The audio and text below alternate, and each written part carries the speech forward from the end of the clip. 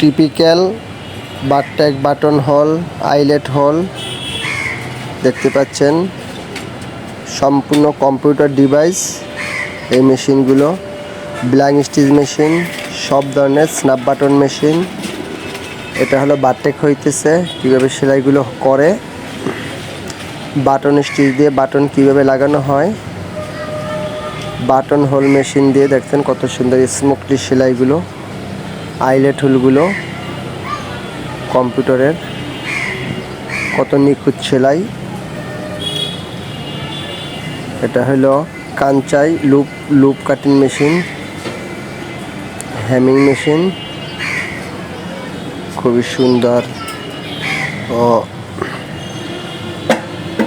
ভালো কোয়ালিটির মেশিনগুলো।